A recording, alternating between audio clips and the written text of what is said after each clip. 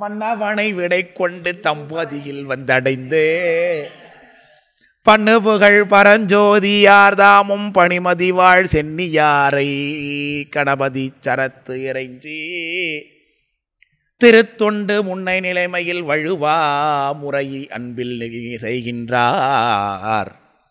மன்னவனை விடை கொண்டு ராஜாட்டந்து விடை வாங்கி கொண்டு, ராஜாவினுடைய விருப்பம் அப்படி தான் இருக்குங்கும் பொழுது இவருக்கும் அது தானே, என்ன பணி நம்ம அரணடியார் பணி செய்கிறதே விருப்பமாக இருக்குங்கும் பொழுது எதுவே நமக்கு பிரச்சனை இல்லாமல் இருக்குது, எந்த பிரச்சனையும் இல்லாமங்கும் பொழுது வாங்கிட்டு வந்துட்டார். தம்பதியில் வந்தடைந்து, தம்பதி செங்காட்டங்குடி எப்படி போயிருப்பார், பைபாஸ் வழியாக தான் போயிருப்பார் இல்லையா, திண்டிவனம் பாண்டிச்சேரி அப்படிலாம் தான் போயிருக்கணும், சிதம்பரம் மயிலாடுதுறை சென்னானூர் போய் போகணும். இப்போ உள்ள ரூட்டை சொல்கிறேன், அப்போ என்ன ரூட் இருந்ததுன்னு தெரியல, இப்படி தான் போயிருப்பார் நாயனார். தம்பதியில் வந்தடைந்து பண்ணு புகழ் பரஞ்சோதியார் தாமும் பணிமதிவாழ் சென்னியரை, பணிமதிவாழ் சென்னியர் பண்ணு புகழ் பரஞ்சோதி, என்ன பண்ணு புகழ், நூல்களெல்லாம் பண்ணி ஏற்றக்கூடிய புகழை உடைய நாயனார் என்று சொல்லுகிறோம். பண்ணு புகழ் பரஞ்சோதியார் தாமும் பணிமதிவாழ் சென்னியரை கணபதி சரத்து இறைஞ்சி, கணபதீச்சரங்கிறது திருச்சாங்கடங்குடியில் இருக்கக்கூடிய சுவாமியுடைய பேர், அந்த கோயிலுக்கு பேர் கணபதீச்சரம்னு பேர். கணபதி பெருமான் வழிபட்டு ஸ்தாபித்த லிங்கங்கிறதுனால கணபதீச்சரம்னு பேர். அந்த கணபதீச்சரத்து இறைஞ்சி திருத்தொண்டு முன்னை நிலைமையில் வழுவா முறை அன்பில் செய்கின்றார். முன்னை நிலைமையில் வழுவா முறையினர். அப்போ ஏற்கனவே எப்போ முன்ன நிலைமை, சண்டைக்கு போகிறதுக்கு முன்னாடி எப்படி இருந்தாரோ, ராஜாட்ட பணி செய்கிறதுக்கு முன்னாடி எப்படி இருந்தாரோ அது மாதிரி திரும்ப வந்துருச்சு. அப்போ இடையூறு இருந்திருக்குன்னு தெரியுதுலேருந்து இல்லையா. சண்டைக்கு போனால் வேலைக்கு போனால் என்ன செய்ய முடியாதுப்பா, வழிபாடு செய்வது கொஞ்சம் கஷ்டமாக இருக்கும். சீக்கிரமாக எழுந்திரிச்சு செஞ்சு முடிச்சுட்டு வர வேண்டியதாக இருக்குது, இதெல்லாம் பண்ண வேண்டியதாக இருக்குது. இன்றைக்கி காலையில் டிஃபன் சாப்பிடாமல் போட வேண்டியதாக இருக்கும். ஏன்னா இவரை பொறுத்த கொள்கை என்ன, அடியார் சாப்பிட்றத பார்க்காம இவர் சாப்பிட மாட்டார். இப்போ அடியாரை பார்க்கலன்னா இன்றைக்கி வேலைக்கு சாப்பிடாம தான் போக வேண்டியது இருக்கும். இது மாதிரிலாம் பல இக்கட்டுகள்லாம் இருக்குது. ஆமாம், அந்த ஊரில் தங்கி தான் இருப்பார். எப்படி போயிட்டு வர முடியும், இன்றைக்கே போயிட்டு வர முடியும். இப்போ கூட டிரான்ஸ்போர்ட்டேஷன் ஃபெசிலிட்டி இருக்கும்போதே போயிட்டு வர முடியாது. மெட்ராஸ் எங்கே இருக்குது, காஞ்சிபுரத்துக்கிட்டே போய்விட்டு இங்கே தங்கி தான் இருந்திருப்பார். அதெல்லாம் தம்பதியில் வந்துன்னா திரும்பி வந்திருக்காருன்னு தான் அர்த்தம். புறப்பட்டு ராஜாட்ட எந்த பாட்டில் போனார், 5வது பாட்டில் ராஜாட்ட போனவர் 11வது பாட்டில் திரும்பி ஊருக்கு வந்திருக்கார் இல்லையா. திரும்பி ஊரோட வந்து செட்டில் ஆகிட்டார். இன்னும் கல்யாணம் ஆகலை நாயனாருக்கு. அப்படின்னா எத்தனை வயசு இருக்கும், 17 18 இருக்கலாம். 16 வயசில் கல்யாணம் ஆகிடணும், பண்ணிக்க. 16 வயசில் போருக்கு போய் தளபதியா, அதனால் கொஞ்சம் கல்யாணம் பண்ணிக்காத வயசு 18 17 இருந்திருக்கலாம். 16 வரைக்கும் வித்தை கற்றுக்கிறது தானே சார். 16 வயசுக்கு வித்தை கற்றுட்டுருக்காரு. வித்தை கற்றுக்கிட்டது 4 பாட்டு வரைக்கும் சொல்லியிருக்காருல்ல. அதுக்கு பிறகு சண்டை போட்டிருக்காருன்னா குறைஞ்சபட்சம் 2-3 வருஷம் சண்டை போட்டிருக்காரு இருக்குல்ல. அதனால 17 18 வயசு இருக்கும் நாயனாருக்குன்னு வச்சுக்கலாம். அந்த வீரம் இருந்துச்சுன்னா, குவாலிஃபிகேஷன் இருந்தால் பார்த்தாதா, அனுபவம். அதான் பல சண்டை போட்டிருக்காருல்ல சொன்னேன். அதான் கீழே சொன்னேனே, இந்த மணிமங்கலத்தில் சண்டை நடந்திருக்கு, வந்திருக்கும், வந்துக்கு வாய்ப்பு இருக்குது.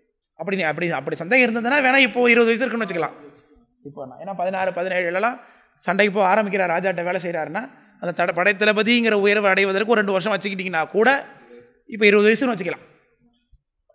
இல்லைங்க புரியுதுங்களா, அப்படி வச்சுக்கலாம். 20 வயசு ஒன்றும் பெரிய, அந்த காலத்தில் 20 வயசுங்கிறது புதுமை தான். ஆமாம், 20 வயசு வரைக்கும் கல்யாணம் ஆகலங்கிறது அந்த காலத்தை பொறுத்தளவுக்கு பெரிய விஷயம்.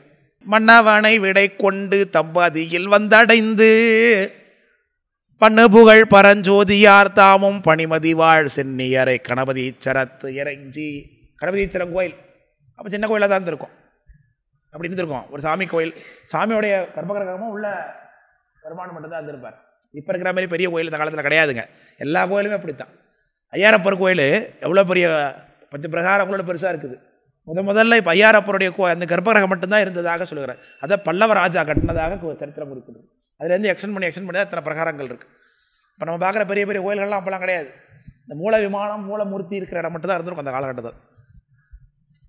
ராஜாக்கள் பின்னாடி தொண்டு செஞ்சதுனால பின்னாடி இடத்த வாங்கி சுத்தோட கோயில் கட்டி மதில் கட்டி பெருசாக்கி வச்சுருக்கிறாங்க. அதுபோல தான் நம்முடைய கணபதீச்சரம் கோயிலும் இப்படி தான் பல ராஜாக்களால் பணி செய்யப்பட்டிருக்கிறது. 1ஆம் ராஜராஜ சோழனுடைய காலகட்டத்தில் அவருடைய கல்வெட்டு, ஆட்சியாண்டு கல்வெட்டு இதில் இருக்குது. திருவோட்டு கட்டளை என்ற ஒரு கட்டளை ராஜா நியமித்து வச்சுருந்தார் அப்படின்னு சொல்லுகிறார். அது என்ன திருவோட்டு கட்டளைன்னா, மாதந்தோறும் பரணியில் அடியார்களுக்கு உணவிடுவது. மாதந்தோறும் பரணியில் அடியார்களுக்கு சட்டிச்சோறு கொடுப்பது என்பது யார் கோயிலில் தங்கியிருக்கிறாங்க அடியார் தொண்டு செய்கிறாங்களோ அவர்களுக்கு சட்டி சோறு, அதாவது சாப்பாடு போடுறது மாதந்தோறும் பரணியில் விழா கொண்டாடுவதற்கு. யாருக்கு? உத்தராபதியாருக்கு ஒவ்வொரு மாதத்துலேயும் விழா நடந்திருக்கு அந்த காலத்தில். அது ராஜராஜ சோழன் காலகட்டத்திலே நடந்திருக்கு அப்படின்னு சொல்லி கல்வெட்டுகள்லாம் சொல்லுகிறார்கள். அதனால் இந்த கணபதி சரத்து இறைஞ்சி திருத்தொண்டு முன்னை நிலை மகிழ் வழுவா முறை அன்பில் செய்கின்றார். மொழியே செஞ்சிட்ருக்கார். முன்னாடி எப்படி செஞ்சாரோ அதே செஞ்சிட்ருக்கார். இடையூறு இல்லாமல். இப்போ என்ன இருக்குது? திருத்தொண்டு செய்கிறதுக்கு ஒரு ஆள் வீட்டில் இருந்தால் நல்லாயிருக்கும், நிர்வாகத்துக்கு நல்லாயிருக்கும். ரெண்டாவது இல்லறத்தோடு செய்யும்போது தான் நல்லறமாக ஆகும். அப்படியெல்லாம் பார்க்கும்பொழுது திருமணம் செய்து கொள்ளணும் முடிவு பண்ணுகிறார். அதனால் வேதகாரணர் அடியார் வேண்டிய மெய் பணி செய்ய. வேதகாரணருங்கும் பொழுது வேத வழியில் நிற்பது தான் லட்சணம். வேதத்தின் அடிப்படையில் நின்று கொண்டு தொண்டு செய்யும் பொழுது எல்லாரும் அல்லது நல்லாரம் அல்ல என்று காட்டுவதனால இல்லற கழத்தியோடு சேர்ந்து தொண்டு செய்யணும், வழிபாடு செய்யணும். மனைவி எடுத்து கொடுக்கக்கூடிய சொம்பை வாங்கி தான் அடியாருக்கு பாதம் விளக்கணும் அப்படிலாம் சொல்லப்பட்டிருக்கு.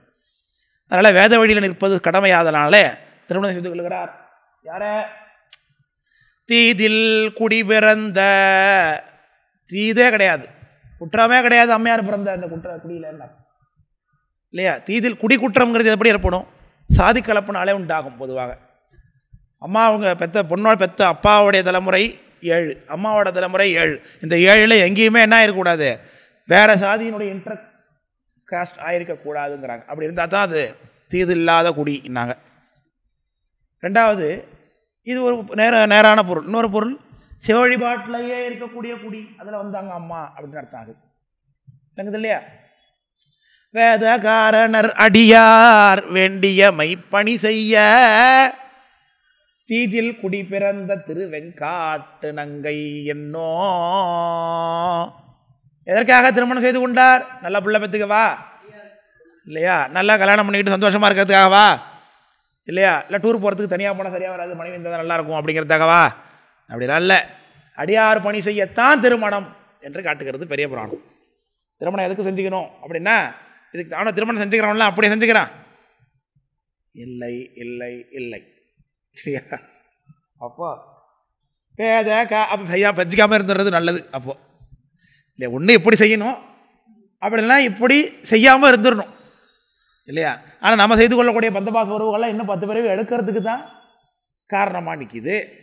இவர் செஞ்ச திருமணம் பிறவியை விட்டு வெளியேறுவதற்கு காரணமாக நிற்கிறது. நாயனாருடைய திருமணம், நாயனாருடைய மனைவி அவருடைய பிறவியை முறியடிப்பதற்காக காத்திருக்கிறாங்க.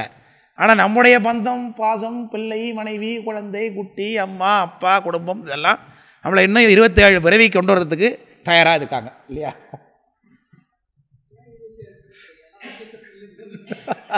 எல்லா லட்சத்துலையும் பிறந்த. அதனால் மனைவிதாய் தந்தை மற்றுள்ள சுற்றம் என்னும் வினையுளே அழுந்தி வேதனைக்கு இடமாகாது என்னார். அதனால தான் அப்புறம் சாமி வினையுளே அழுந்தி வேதனைக்கு இடமாகாது. கடையுமா கடல்கள் சூழ்ந்தா நாகைக்காரோணத்தான்னு பாரார் அப்புறம் சாமி. அதனால் ஒன்று லட்சணத்தான் இருக்கணும், லட்சணம் இல்லைன்னா பெசாம இருக்கிறது நல்லதுங்கிறாங்க. எத்தாயர் எத்தந்தை எச்சுற்றத்தார் எம்மாடை சும்மாடாம் ஏவர் நல்லார் செத்தார் வந்து உதவுவார் ஒருவர் இல்லை சிறுவிரகால் தீமூட்டி செல்லான் இருப்பார்னார். சங்கப்பாட்டு ஒன்று இருக்குது. அந்த சங்கப்பாட்டில் கடைசியில் அழுவாளாம் மனைவி விழுந்து மேலே, தான் என்னை விட்டு போகிறீங்களா, இடுப்பில் அதை கட்டியிருக்காரா அப்படின்னு பார்ப்பாளாம் தொட்டு தொட்டு. அப்படி அது பாட்டில் இடையில பொறார் பாட்டு. மங்கை அழுது விழவே யமபடர்கள் நின்று சருவ மலமே ஒழுக உயிர் மங்கும் பொழுதில் கடிதே மகிழின் மிசை வர வேணோ அப்படின்னார். மனைவி பெண்கள்லாம் சிரிப்பாங்களாம். தொண்டு கிழவன் இவனார் அப்படின்னார். வர மகளிர் நகையே செய்ய பெண்கள்லாம் சிரிக்கினார். அகத்தில் பெண்டுகள் நாம் ஒன்று சொல்ல அழையல் போ குருடா எனத்தறியேன் முகத்தில் பெண் கண்ணிறந்து எங்கனம் வாழ்வேன் முக்கானா முறையோ மறையோதி. இப்படியெல்லாம் பெண்களை பற்றி, அது பெண்கள்னா பெண்களை சொல்லலை, உறவை இல்லையா? ஏடாரும் நாரியரை யமன் பிடிக்கும் பாடார் விதி என்று அப்படின்னாரு. ஏடாரும் நாரியரை யமன் பிடிக்கும் பாடார் விதி அப்படின்னு அறியாமல் இருக்கிறேன்னு குறிஞான சம்பந்த பெருமானார் காட்டுறாங்க. யமனுடைய முக்கியமான ஒரு அதிகாரி ஒரு பெண் ஒருத்தி இருக்கா. யமனுடைய முக்கியமான அதிகாரிகளில் ஒருத்தி ஒரு பெண். அந்த பெண்ணு பக்கத்திலே சிம்மாசனத்தில் உட்காந்துருக்கா. அவளை தான் முதல்ல அனுப்புவானான். அந்த பெண்ணுடைய வடிவத்தில் தான் நமக்கு முன்னாடி வரக்கூடிய மயக்கங்கள் நிற்கும் என்று காட்டுகிறார். இதைத்தான் ஏடாரும் நாரியரை யமன் பிடிக்கும் பாடார் விதி என்று உணரமாட்டேன் அப்படின்னு குறியான சம்பந்த பரமாச்சாரிய காண்பிக்கிறார். ஆனால் அப்படியும் இருக்கிறாங்க, இப்படியும் இருக்கிறாங்க இல்லையா? இதே மாதிரி ஒரு பெண் குலத்தில் ஒரு பெண் கூடி தான் இங்கே அம்மையார் திருவெங்காட்டு தங்கையாக இருக்கிறாங்க. அதனால் எல்லாத்தையும் பொதுநிலையில் அடக்க முடியாது.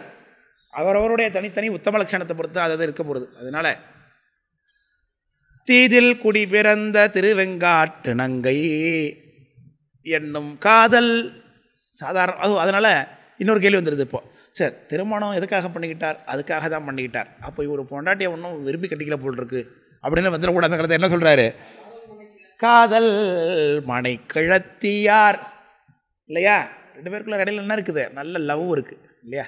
2 பேர் ரொம்ப விரும்பி ஒருத்தர் புரிஞ்சு. இது எப்படி சொன்னார் அப்பர் சாமி? அப்பண்ணே அம்மை நீ ஐயனும் நீ அன்புடைய மாமனோ மாமியும் நீ ஒப்புடைய மாதரும். அது என்ன ஒப்புடைய மாதர்? நான் என்ன நினச்சனோ அதை அவன் நினைக்கணும், அவள் என்ன நினைப்பாங்கிறத நான் நினைக்கணும், அல்லது நான் என்ன நினச்சாலும் அது அவளுக்கு ஓகே அப்படின்னு இருக்கணும். அது இருந்ததுன்னா அது ஒப்புடைய மாதரும். உலகத்தில் அப்படி யாரையுமே பார்க்கல சாமி நாங்கிறார் அப்படி. அதனால் நீ தான் அந்த பெண்ணாவும் எனக்கு இருக்கன்ட்டார். முடிஞ்சு வச்சு. அப்பண்ணி அம்மை நீ ஐயனும் நீ அன்புடைய மாமனும் மாமியும் நீ ஒப்புடைய மாதரும் உன் பொருளும் நீ இப்படிலாம் பாடுறாங்க. உறவு சாமி தான்னர் இல்லையா? அப்படி பெருமானே வந்து அமைஞ்சா நல்லா தான் இருக்கும் எல்லாருக்கும் இல்லையா? நாயன்மாருக்கு அமைஞ்சிருக்காங்க, எல்லா நாயன்மாரும் அமைஞ்சிருக்காங்க. நம்ம அப்படி அமையலைனாலும் அமைத்து அதை சரி பண்ணி செஞ்சுக்கிறதுக்கு நாம் முயற்சி பண்ண வேண்டியது தான். அதுக்காக என்ன பண்ண முடியும் இல்லையா? நமக்கு சாமி கொடுத்ததை நம்ம இருப்பதை கொண்டு சிறப்புடன் வாழணும். அது மாதிரி இல்லையா? அதுமாரி என்ன குறை சொல்லிட்டு உட்காந்தா பெண்ணாயிட போகுது, ஒரு மாற்றம் நிகழ போகிறது இல்லை. அதனால் இருப்பதை வைத்துக்கொண்டு சிறப்புடன் எப்படி நம்ம சாமி போல சாமியை நான் சாமி எடுத்துட்டு அடைவதற்கு முயற்சி பண்ண அப்படி அடைய வேண்டியது தான். அதனால் காதல் மனைக்கிழத்தியார் கருத்து ஒன்ற வரும் பெருமை, கருத்து ஒன்ற வரும் எப்படி சொல்கிறா பாருங்க. அதான் ஒப்புடைய மாதர். 2 பேரும் எப்படி இருப்பாங்க? ஒரு கருத்து தாங்க, வேறு கருத்து கிடையாது. நாயனார் என்ன நினைப்பாருங்கிறது அம்மாவுக்கு தெரியும், அம்மா என்ன நினைப்பாங்கங்கிறது நாயனாருக்கு தெரியும். அம்மா இப்பயே சொல்லிட்டாரு என்ன நடக்க போகுதுங்கிறத வார்த்தையில் இங்கே சொல்லி வச்சிருக்கார். வேதகாரணர் அடியார் வேண்டியமை பணி செய்ய. என்ன வேண்டியமை பணி? அடியார்களுக்கு தேவையான என்னென்ன பணி? துணி குடிக்கிறது, மகேஸ்வர பூஜை பண்ணுறது, பொருள் கொடுக்கறது, இப்படி எல்லாம். பெரிய டைனிங் ஹால் ஒன்று கட்டி வச்சுட்ருக்காங்க, பெரிய கொட்டா ஒன்று போட்டிருக்கிறது, அதில் சமயக்காரங்களாம் அது சமைச்சிட்டு இருக்க நடத்துக்கின்றது. காலைல டிஃபன் ஒன்றா டிஃபன் இல்லை, சில பேர் காலைல சாப்பாடுலாம் கிடையாது, நேரடியாக மத்தியான சாப்பாடு தான். அப்படின்னா அவங்களுக்கு மத்தியான சாப்பாடு தயாராகிடும். போட்டுக்கிறதுக்கு துணி, தங்கிறதுக்கு தலைவாணிலாம் வாங்கி போட்டுறது, அது சுத்தம் பண்ணுறதுக்கு ஆள், பாய் தலைவாணிலாம் எடுத்து சுத்தம் பண்ணி நினைக்கும் துணையை சுத்தம் பண்ணிடுறது, அவங்கவுங்க பூஜைக்கு தேவையான பொருட்களை கொடுக்கறதுக்கு ஒரு செட்டப்பு, நந்தவனம், இப்படி பலவிதமான பணிகள் இல்லையா? அடியார்களுடைய துணி துவச்சி போடுறதுக்கு ஆட்கள் இதெல்லாம் வச்சுருப்பாங்க இல்லையா? அதாவது நான்வெஜ் சாப்பிட வந்தாங்கன்னா அவங்களுக்கு நான்வெஜ்ஜும் உண்டு சைடில், அது நடக்குது. அடியார்களில் நான்வெஜ் சாப்பிடக்கூடாதுன்னு எதாவது சட்டம் இருக்காண்ணா? சட்டம் இருக்குதான், ஆனால் நம்ம ஃபாலோ பண்ணணும்னு சட்டம் இருக்காண்ணா அப்படின்னு ஒன்றும் இல்லை இல்லையா? அதனால் சாப்பிட்ற யாராவது இருந்தாங்கன்னா அவங்களுக்கு தனிப்பந்தி அங்கே நடக்குது, வெஜிடேரியன்ஸுக்கு இந்த பக்கம் தனிப்பந்தி, இது எல்லாமே நடக்குது சார். அதனால் இங்கே ஒன்றும் குறைவு கிடையாது. அதனால தான் வேண்டியன்னுச்சு. யார் யாருக்கு என்ன வேணுமோ அது என்னென்னங்கிறத பின்னாடி சொல்கிறார். என்ன கேட்டாலும் யாது ஒன்றும் அறியதில்லை, எல்லா மலை ஜாமனும் வச்சுருக்கோம் நாங்கங்கிறார். அது CKS ரொம்ப ஆச்சரியப்படுறார். சரி சார், இவர் வீட்டில் எப்படி கறி சமைக்கிறதுக்கு கூட அந்த பட்டை கிராம்பு மசாலாலாம் எப்படி இருந்திருக்கும் ஒன்று ஆச்சரியப்படுறார் CKS. இப்போ பிராமண வீட்டிலலாம் என்ன சொல்கிறாங்க, நாங்கள் இந்த ஜாமெல்லாம் புழங்க மாட்டோங்கிறாங்க. ஏன்? அவங்க அதை சமைக்கிறது கிடையாது, அதனால ஜாமெல்லாம் வாங்குறதில்ல. இப்போ பிராமணர்கள் அது மாதிரி இருக்கிறத நம்ம பார்க்குறோம்.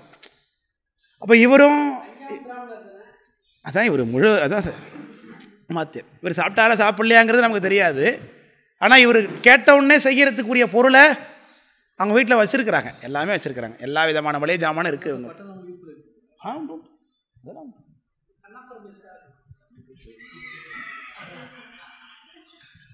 சமைக்க தெரிஞ்சிருக்கு. அதே பின்னாடி பார்க்குறோம் எப்படி சமைக்கிறார் எல்லாமே தெரிஞ்சு. அதான் எல்லாமே தெரியுது சார். ஆயுள் வேதக்களையும் அழகினுள் வடநூல்களையும் உள்ள நீரை கலைத்துறைகள் ஒழிவின்றி பயின்றவற்றால். அப்போ அதில் ஒரு கலை சமையற்கலை இல்லையா? இல்லையா? செஃப் தாமுலாம் காலில் கட்டி அடிக்க வேண்டியது தான். அப்படிப்பட்ட ஒரு செஃபாகவும் இருந்திருப்பார் நாயனார். எல்லாம் தெரிஞ்சிருக்கார். சமைக்க தெரியுறதுங்கிற ஆம்பளைக்கு ஒரு முக்கியமான லட்சணங்க. சமைக்க தெரியும். ஆனால் இருக்கிறவன் எனக்கு வந்து சமைக்க தெரியாது, இந்த சாதத்தோட போட்டு நான் போட்டு சாப்பிட மாட்டேன். சில பேர் இருக்காங்க வீட்டிலலாம் பார்த்தீங்கன்னா, சாதம் அந்த தட்டில் தூக்கி போட்டால் தான் சாப்பிடுவான். மனைவி சாதத்தை தூக்கி வச்சாலும் சாப்பிட மாட்டான், அதை தட்டில் போட்டு வைக்கணும், அப்போ தான் சாப்பிடுவான். இல்லைன்னா நான் யார் போடுவா எனக்கு சாதத்தை? நான் பார்க்குறேன் சில. அது ரொம்ப படாத பாடுபட்டு சிக்கிருக்கிட்டு அர்த்தம் அந்த பொம்பளெல்லாம் அவன்கிட்ட இல்லையா? ஹாஸ்பிட்டலில் போய் தங்க விட்டு சூழலாக இருக்கும். இல்லை அவர் வேறு வீட்டில் இருக்கார், அவருக்கு சாதம் யாரும் போடலைன்னா சாப்பிட மாட்டார். ஏன் சமைச்சு எதாவது சாப்பிட மாட்டாரான்னு? இல்லை அவர் யாராவது போட்டாதாக சாப்பிடுவாருன்னு. எனக்கு அது பாலில் இருக்கிறத எடுத்து தட்டில் போட்டுக்கிறதுக்கு ஒரு பெரிய ஆள் வேலை. அதுக்கு ஆள் வேணும். அந்தளவுக்கு சொகுசாக வளர்த்து விட்டாச்சுன்னு அர்த்தம். அது அவங்க அம்மா தான் அது காரணம், வேறு யாரும் காரணம் கிடையாது. வளர்த்த தாய் சரியில்லைன்னு அர்த்தம் இல்லையா? அந்த பிள்ளையை எப்படி வளர்த்துருக்கா அப்படிங்கிறது, பிள்ளை எப்படி இருக்காங்கிறது அவன் தாயோடைய வளர்ச்சியை பொறுத்து தான் இருக்குது. அதனால் சமைக்க கற்றுக்கணும். அதுக்காக எப்போதும் செஞ்சு கொடுக்கணும்னு அவசியம் கிடையாது. இல்லாதப்போ அதை மேனேஜ் பண்ணி கொள்ளக்கூடிய திறமை ஒரு ஆணுக்கு இருக்கணும். இப்போ திடீர்னு வீட்டுக்காரமாக உடம்பு இல்லாமல் போயிட்டுது, அப்போ என்ன பண்ணணும்? இவன் தானே செஞ்சு கொடுக்கணும் இல்லையா? அதனால் ஆண் பிள்ளைகள் பெண் பிள்ளை இருந்ததுன்னா செஞ்சு கொடுக்கும் அப்படின்னு ஒரு காலத்தில் இருந்துச்சு இல்லையா? பொம்பளை பிள்ளை இருந்ததுன்னா இல்லையா? இப்போ இருக்கிற சூழல் நான் பார்த்த வரைக்கும் ஆம்பளை பிள்ளை இருக்கிற வீட்டில் கூட ஆம்பளை பிள்ளைங்க நல்லா வேலை செஞ்சு கொடுத்துறான் அம்மாவுக்கு இல்லையா? ஆமாம். பொம்பளை பிள்ளைங்க ஒன்றும் தெரியாமல் இருக்குங்க. கேட்டால் எனக்கு வெந்நீர் கூட போட தெரியாது அப்படிங்கிறாங்க.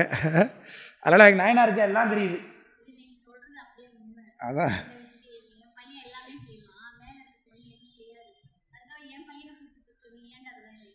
அதான் நான் உருப்படாமல் இருக்கேன், நீ உருப்படாமல் தானே இருக்கணும், நீயா உருப்புற அப்படின்னு கேட்க வேண்டியதுதான்.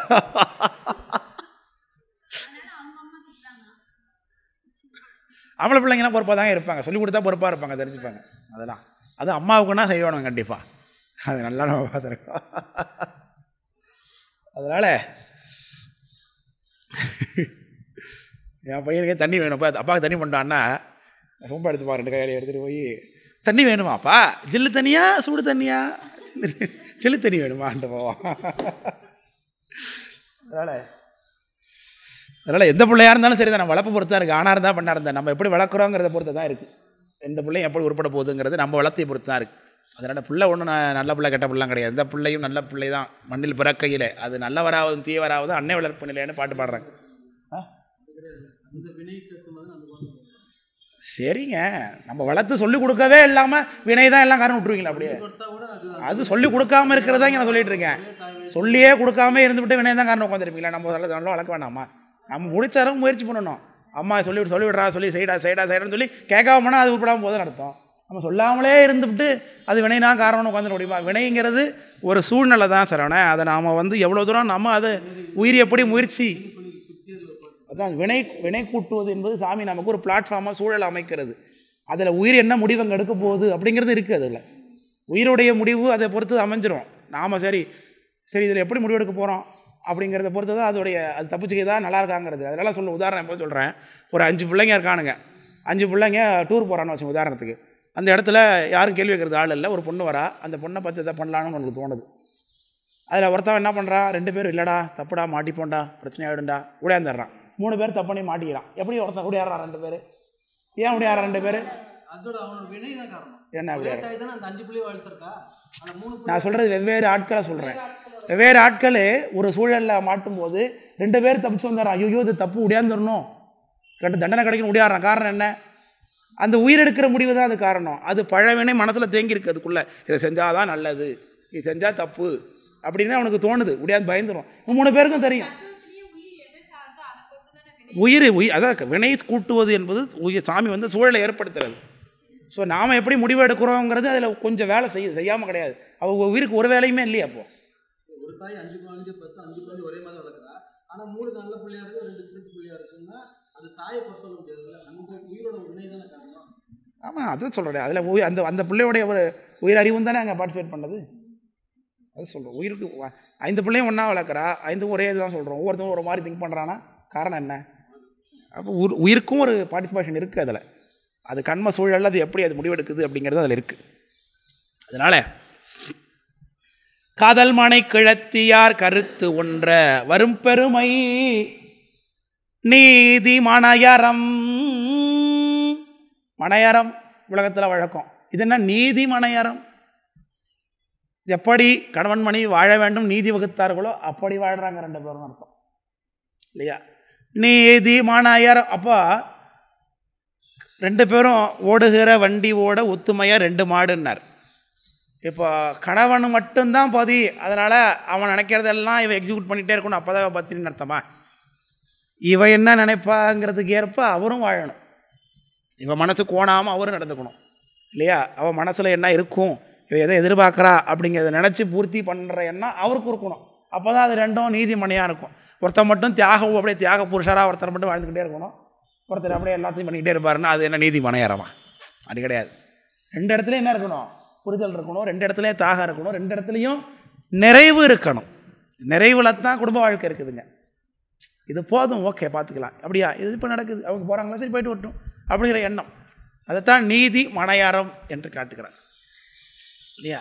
என்ன எப்போ பார்த்தாலும் சிவனடியாருக்கே தொண்டு, எனக்கு கொஞ்சம் தொண்டு செய்யக்கூடாதா அப்படின்னு கேட்டால் அது நீதி மனையாரமா? அப்படி கேட்டதே இல்லை இவங்க ஒரு நாள் கூட இல்லையா?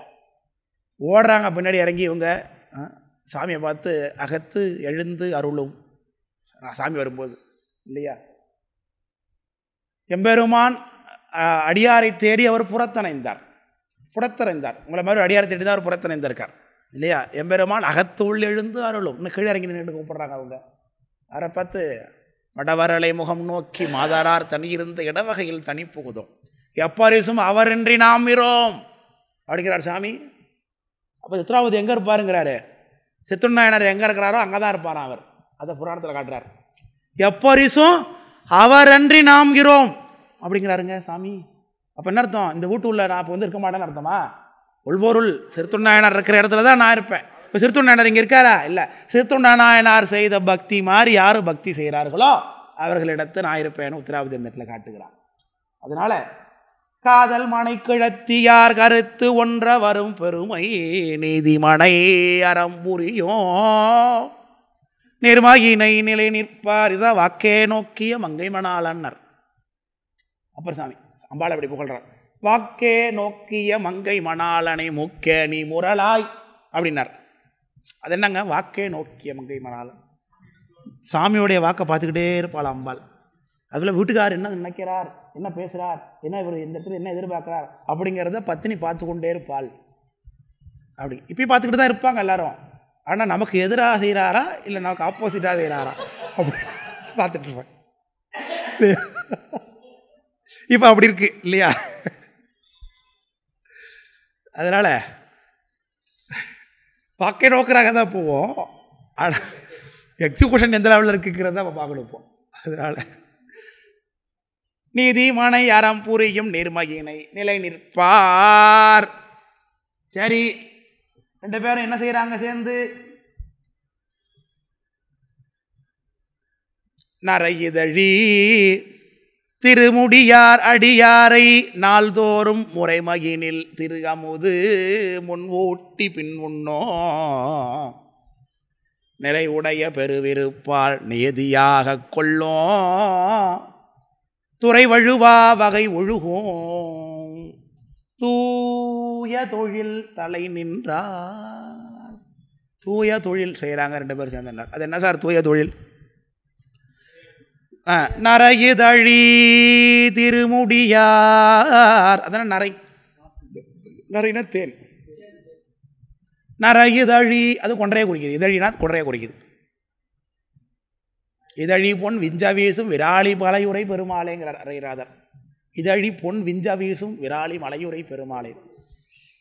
நரையுதழி திருமுடியார் அடியாரை ஒரு நாள் இல்லை சார், 2 நாள் இல்லை சார், 3 நாள் இல்லை, 1 மாதம் இல்லை, 10 நாள் இல்லை, நாள்தோறும் ஒரு நாளும் ஒழியாமல் பூசனை போய் பூகணர்ந்து அங்கு ஒரு நாளும் ஒழியாதே பூசனை செய்து இனிதிருந்த திருமணம் ஆயிட்டுது. அப்போ தான் அதுக்கு முன்னாடியே பண்ணிக்கிட்டு இருக்கார். இப்போ தான் விரிவாக காட்டப்படுகிறது.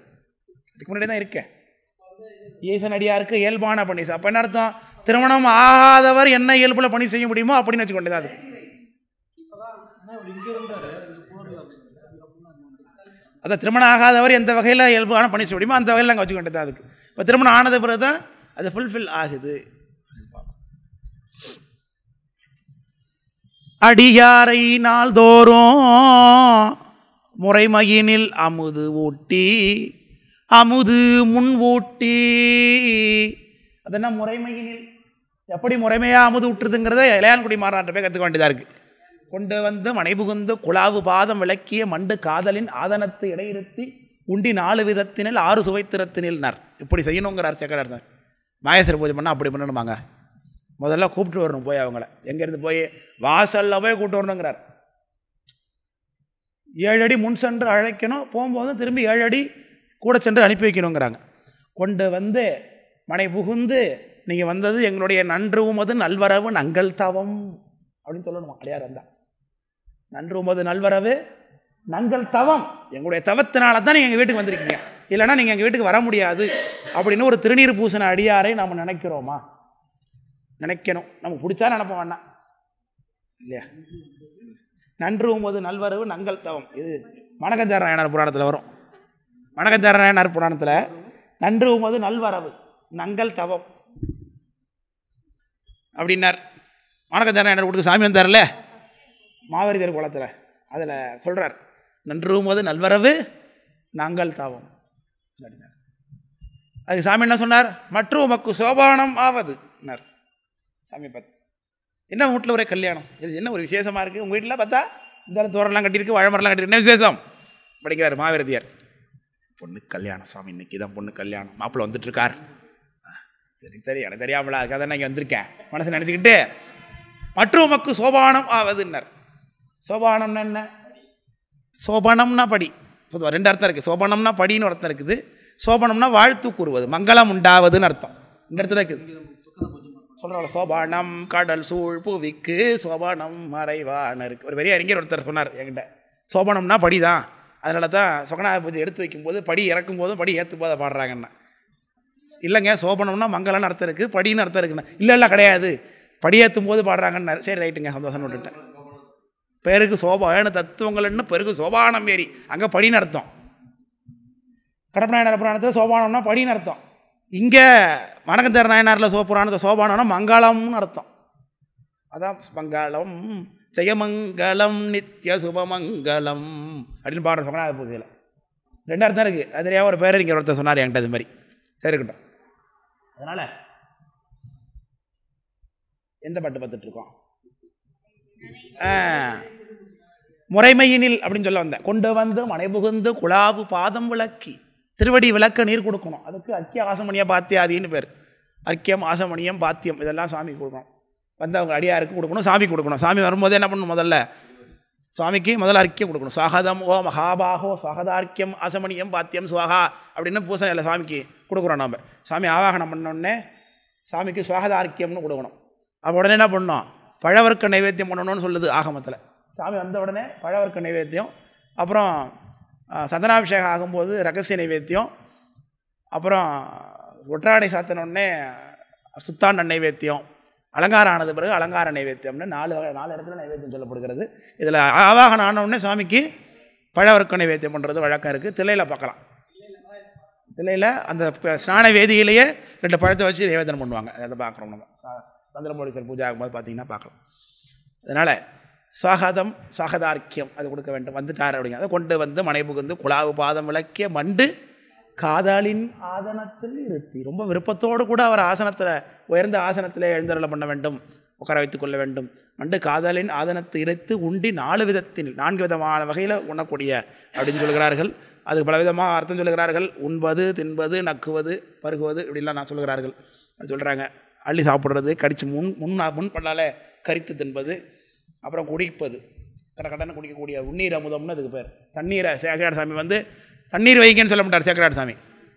அவங்களுக்கு மினரல் வாட்டர் வச்சுருக்கேன், நீ மினரல் வாட்டர்னு வச்சுக்கோ, ஆனால் சேக்கராட் சாமி சொல்ல மாட்டார். அதுக்கு உண்ணீர் அமுதம்னு பேர். அது உண்ணீர் அமுதம், அதுக்கு பேர் என்ன? நீர் அமுதம். அது ரொம்ப பிரதானமான விஷயம். தண்ணி இப்போ என்ன பண்ணிடுறான், ஒரு பாட்டிலில் வச்சிடறான், 4 லிட்டர் வச்சிடறான். சார் அது எதுக்கு சார் பத்தும் சொல்லுங்க பார்ப்போம். அதுக்கு மேலே தண்ணி பாட்டில் வேணும், தண்ணி பாட்டில் வேணும், தண்ணி பாட்டில் வேணும், தண்ணி பாட்டில் வேணும் கேட்டுக்கிட்டே அடக்க வேண்டியதாக இருக்குது. அந்த அந்த காலத்தில் கோவலையை வச்சு ஜக்கில் தண்ணியை ஊற்றிக்கிட்டே இருப்பாங்க. அப்பப்போ காலி ஆகிட்டு தான் ஊற்றிக்கிட்டே இருப்பாங்க. அப்போலாம் பந்தி அப்படி தான் நடக்கும்.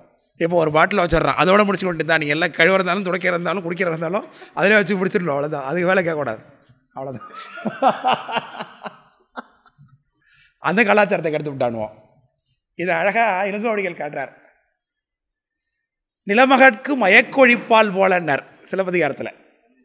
கடைசியில் அந்த மாதிரி வீட்டில் சமைச்சு கொடுக்குறா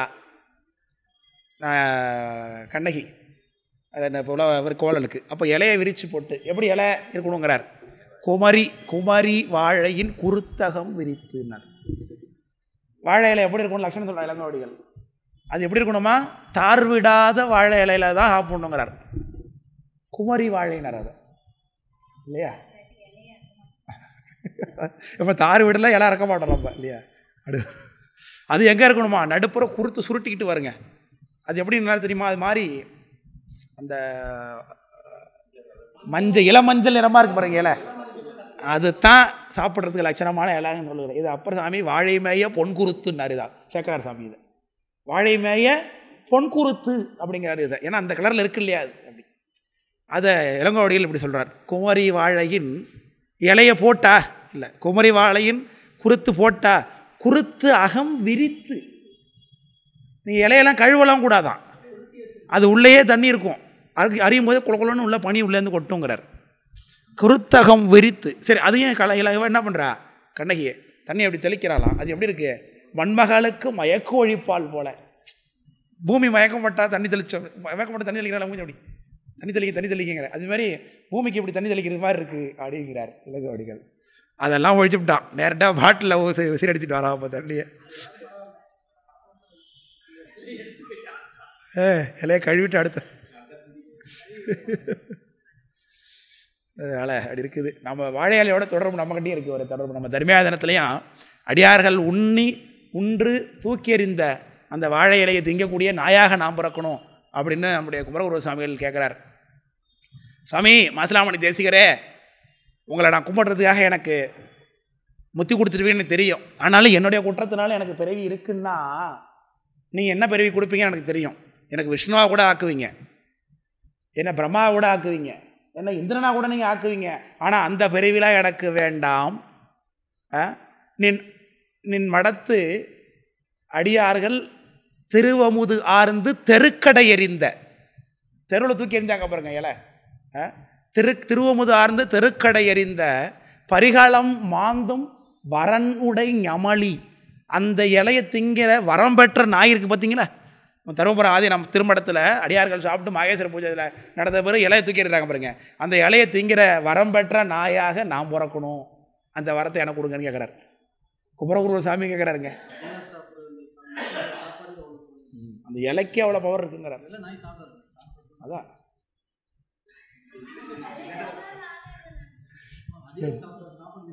அதான் அந்த இலையை நக்கி சாப்பிட்றதுன்னு வச்சுக்க வேண்டியது தான். அதனால் இலையா திம்பாங்க, அதுக்கு இலையும் தான் திங்கிறான். வாழை இலையே அல்வா செய்வது எப்படின்னு இருக்கு பாருங்க. போய்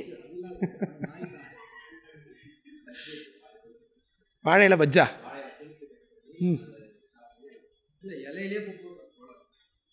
இலையே அரைச்சி அதிலே சூனி போட்டு கிட்டனா அல்வா வந்துடுது. கிட்ட வாழை இலை அல்வானுங்கிறான். அதை பச்சை மிளகாயில் அல்வா செய்கிறான் சார். என்ன சார் இதுக்கு மேலே இருக்கிறது? பச்சை மிளகா அல்வானாலே இனிப்பு பதார்த்தம்னு வேறு, அதை பச்சை மிளகாயில் செய்கிறான். அது எப்படின்னா பச்சை மிளகா உள்ளே இருக்குல்ல, அந்த விதையெல்லாம் எடுத்துவிட்டு தோலை மட்டும் அரைச்சி செய்கிறதான். சரி, அதனால் முறைமையினில் அதுக்காக போனோம். முறைமையினில் திருவமுது முன்வூட்டி பின் உண்ணும். முன்வூட்டினா முதல்ல அடியாருக்கு சாப்பாடு போட்டுறது. மகேஸ்வர பூஜை நடத்திவிட்டு தான் பிறகு இதை பின்னாடி நான் பார்த்துருக்கோம். கீழே நம்ம மூர்க்க நாயனார் அதை பண்ணார் இல்லையா, கடைப்பந்தியில் உணவு கொண்டார் அப்படிங்கிறத கீழே பார்த்துருக்குறோம். கடைசியில் சாப்பிட்றதுன்னு அர்த்தம். இது மத்தியான சாப்பாடு தாங்க, காலை சாப்பாடு அந்த காலத்தில் கிடையாது. காலையில் எல்லோரும் நிராகாரம் சாப்பிடுவாங்க. நிராகாரமே பழைய முது. அதுவே பொதுவாக தவமுடையவர்கள் சாப்பிட மாட்டாங்க. பொதுவாக உழைப்பாளிகள் சாப்பிடுவது, உழவர்கள்லாம் சாப்பிடுவாங்க. தவமுடையர்களுக்கு அதை மத சாப்பாடு என்னது தான், பிரேக்ஃபாஸ்ட்டே மத்தியான சாப்பாடு தான். அதனால் முறைமையினில் திருஅமுது முன் ஒட்டி பின் உண்ணும் நிறைவுடைய பெருவிருப்பு. விருப்பு எப்பேற்பட்ட விருப்பு? பெருவிருப்பு. அடியார்களுக்கு சாப்பாடு போடுறது, மத்தியான சாப்பாடு அவங்களுக்கு போடுறதுல உங்களுக்கு என்ன இருக்குது? பெரிய விருப்பம் இருக்குதுங்க. அப்படி ஒரு பந்தியில் போய் இடையில பூந்து ஐயா உங்களுக்கு சாம்பார் விட்டுமா, ஐயா உங்களுக்கு ரசம் விட்டுமா, உங்களுக்கு தயிர் விட்டுமா, உங்களுக்கு மோர் விட்டுமா, இதெல்லாம் நீங்கள் நேர்லையா பார்த்தீங்க அப்படின்னு நினைக்காதீங்க. அடுத்த பாட்டில் இருக்குது என்னென்னங்கிறது இல்லையா? அடுத்த பாட்டில் என்னென்ன சாப்பாடு என்னென்ன டிஷ்ஷெலாம் ஷேர் பண்ணவா நாங்கள் பரிமாறுறாங்கிறத காட்டுறேன் அடுத்த பாட்டில். அதனால் முறைமையினில் திருவாமுது முன் ஊட்டி பின் உண்ணோ நிறையுடைய விருப்பம் இருக்கலாம் சார், தப்பு இல்லை. ஆனால் அந்த விருப்பு எப்படிப்பட்ட விருப்பமாக இருக்கணுமா? நிறைவுடைய விருப்பு அப்படி இருக்கணுமா இல்லையா? ஆசா நிகழம் தூசாயின பின் பேசா அனுபூதி பிறந்ததுவே அப்படின்னு அருகநாத பெருமானார். அப்போது நமக்கு பேசா அனுபூதி பிறக்காமல் இருக்கிறது காரணமே நம்முடைய ஆசை தான். அப்போ இவருக்கும் ஆசை இருக்குது, நான் என்ன இருக்குது. ஆனால் அந்த ஆசை என்ன ஆசை? அனுபூதியை கொடுக்கும் ஆசை இல்லையா? அது அடியார் வழிபாடுங்கிற ஆசை, அதை பெருவிருப்புன்னார். அதனால தான் நிறைவுடைய பெருவிருப்பால் நியதியாக கொள்ளும். என்ன நியதி? அடியாரை முதல்ல சாப்பாடு கொடுத்துவிட்டு அவங்க சாப்பிட்றத தரிசனம் பண்ணதுக்கு பிறகு மாகேஸ்வர பூஜை ஆனதுக்கு பிறகு எல்லாரும் சாப்பிட்டாங்களா? இன்றைக்கி வைக்கம் கோயிலில் கேட்பாங்க. வைக்கம் கோயிலில் 4 வீதியிலையும் 4 கோபுரத்துலையும் யாராவது பசியோடு இருக்கீங்களா, நட சாத்த போகிறோம், யாராவது பசியோடு இருக்கீங்களா, நட சாத்த போகிறோன்னு 3 தடவை கேட்பார். யாராவது பசியோடு இருந்தாங்கன்னா அவளை கூப்பிட்டு கோயிலில் சாப்பாடு போட்டுட்டு தான் நடை சாத்துவாங்க. வைக்கம் கோயிலில் இன்றைக்கி நடைமுறையில் இருக்குது, பெருமானுடைய கோயில். அதனால் அந்த நேதியாக கொள்ளும் துறை வழுவா வகை ஒழுகுதல் என்னங்க? அப்படியே தைல தாரையாக பின்பற்றுவது. தனக்கு நடக்குது, ஒரு நாள் கூட நடந்தது இல்லை, தப்புனது கிடையாது சார். இது துறை வழுவா ஒழுகும் தூய தொழில் தலை நின்றார்னு அர்த்தம். அதையே முதன்மையாக கொண்டார்கள் அர்த்தம். அருளில் தலையில்லது அகிலத்து வேண்டும் பொருள் தலையில்லது போல் அப்படிங்கிறது என்ன நூல்? அருளில் தலையில்லது அகிலத்தில் வேண்டும் பொருள் தலையில்லது போல் என்ன நூல்? என்ன பாட்டு? திருவருட்பயணம். எப்படி சொல்கிறீங்க? திருவருட்பயணம் தான். வெரி குட், திருவருட்பயணம், வெரி குட். நம்ம பெரிய முதல்ல இருக்கிறது என்னது? நம்ம விரும்ப வேண்டிய பொருள் என்ன? அருளைத்தான் நம்ம விரும்பணும் என்னார். சரி, துறை வழுவா வகை ஒழுகும் தூய தொழில்னார். அந்த வழிபாடு பண்ணுறத என்னன்னு சொல்கிறாரு? தூய தொழில். அவங்களுடைய வேலையே அதான் சார், வேறு ஒன்றும் வேலை கிடையாது. ஏன் சம்பாதிக்க வேண்டிய அவசியம் இருக்கான்னு இப்போ உங்களுக்கு ஏகப்பட்டது குமிஞ்சு கிடக்கு சார் கொள்ளையில். அப்புறம் என்ன சம்பாதிக்க வேண்டிய அவசியம்? வேலை ஒன்றும் கிடையாது. தொண்டு செய்கிறதே வேலையாக வச்சுருக்காங்க. பாடும் பணியே பணியா அப்படின்னார். ஆடும் பரிவேல் அணி சேவல் என பாடும் பணியே பணியாய் அருள்வாய் தேடும் கயமா முகனை செருவில் தேடும் தனி யானை சகோதரனேன்னர். சாடும் தனி யானை சகோதரனேன்னு பாடுகிறார் அருகநாத பெருமானார். அது பாடும் பணியே பணி. பாடுறது ஒரு பணியா? அதுவே பணி, அதே வச்சுக்கணுங்கிறார். அதனால் கரும்பு தின்னா கூலியாங்கிறது மாதிரி, கரும்பு திங்கிறதுக்கு ஒரு கூலி வேணுமா? கரும்பு திங்கிறதே ஒரு கூலி தான் இல்லையா? அப்படி போல் தூய தொழில் தலை நின்றா. என்னென்ன சமைச்சு போட்டாங்க வீட்டில், என்னென்ன சாப்பாடு நடந்தது, பச்சான சாப்பாடு நேரம் ஆகி சொல்லி அதனால் அடுத்து கரெக்டாக வந்துட்டு நமக்கு